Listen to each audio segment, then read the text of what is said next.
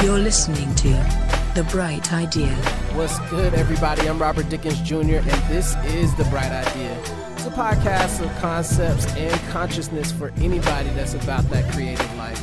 Now let's jump into Season 1, Episode 2, entitled Spark.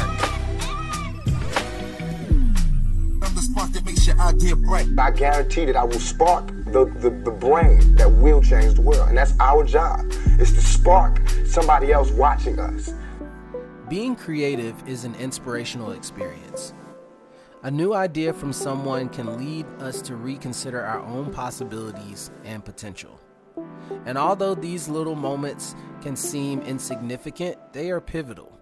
Because as we talked about in Episode 1, the ideas we entertain set the direction for our lives. And I think a great illustration of this is how a small rudder turns a huge ship, right? Like a small object that we don't see is responsible for turning this larger object that we do see, right? And in much the same way, the spark of inspiration has the power to shift our thinking in radically different directions. So this concept is really important because it gives us the kindest context to view our creative work. I mean, let's be honest, we know everything that we make won't be some major critical commercial success. For whatever reason, we can make something great that may not connect at the time, and there may be other things that we're less excited about that seem to get a better reception. And when we factor in the online algorithms and all the other things that go into putting our work out into the world, sometimes we can be left feeling our voice only has impact when we hit certain metrics or engagement thresholds. But if public perception is the only thing we optimize for, and if that's even something to optimize for, we're an easy target for disappointment and feelings of failure. Because our ideas are more than the likes.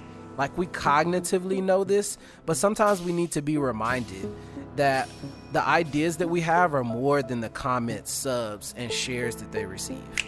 Because first, our job as a creative is to express. And second, it's to allow that expression to spark new ideas for ourselves and others.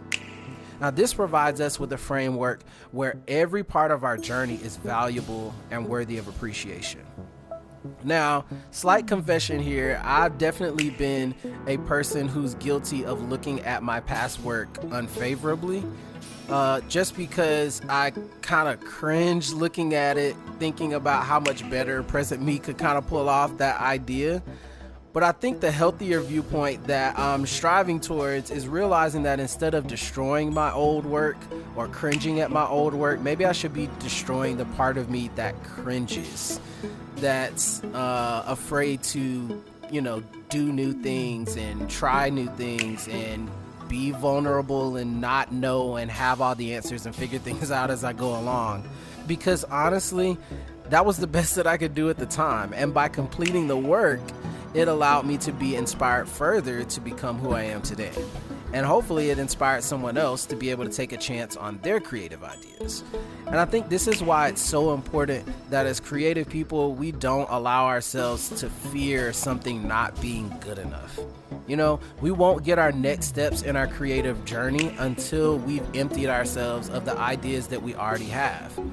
And truthfully, not only do we slow the progression for ourselves, but we slow the progression for those who will be inspired, who are watching us.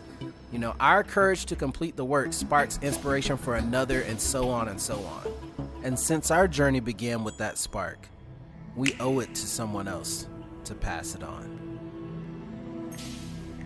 Now let's take a moment to pause for clear consciousness and creative space. 1. What ideas spark new thought for you?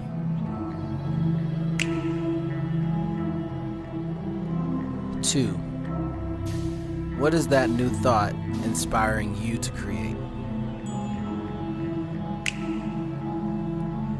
3.